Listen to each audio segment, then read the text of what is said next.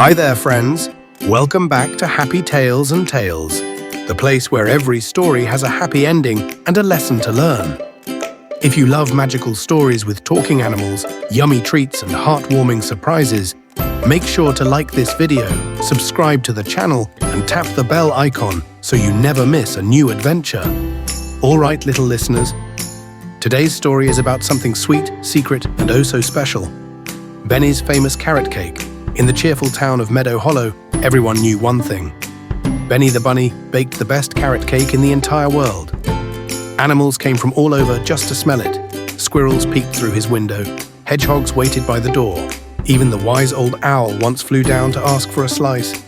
But Benny never shared his recipe, not with anyone. Benny said his best friend Lila the squirrel one morning, "You should share your carrot cake recipe so everyone can bake it." Benny smiled but shook his head. "Oh, Lila, it's not that I don't want to share. It's just, this cake is special. It's been in my family for generations." Lila tilted her head. "But wouldn't it make everyone happy?" Benny sighed softly. "Maybe one day, but not yet." Before long, the whole forest began to whisper. "What's in that cake?" the hedgehogs wondered. "Is it magic carrots?" asked the deer. "I bet it's fairy sugar," chirped the birds. Even the fox, who usually didn't care much for sweets, started sneaking around Benny's kitchen window, trying to catch a peek. But Benny was clever. He baked only at dawn, when everyone else was still asleep. One sunny morning, Mayor Mole announced, "Tomorrow is the Spring Festival. Everyone must bring their favorite dish to share."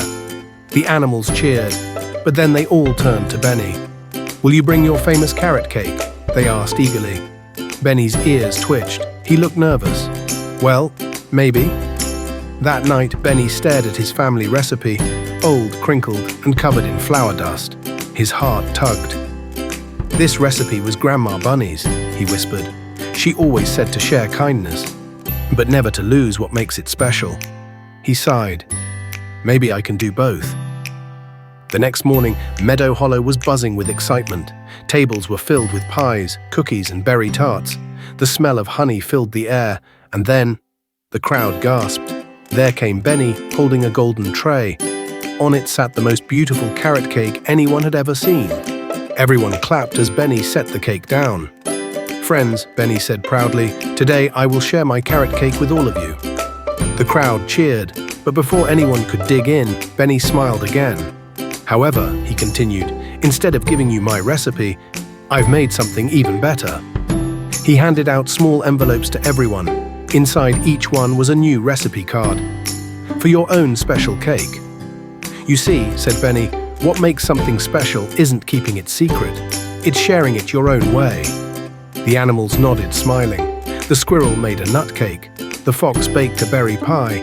Even the owl tried baking for the first time. And it wasn't half bad.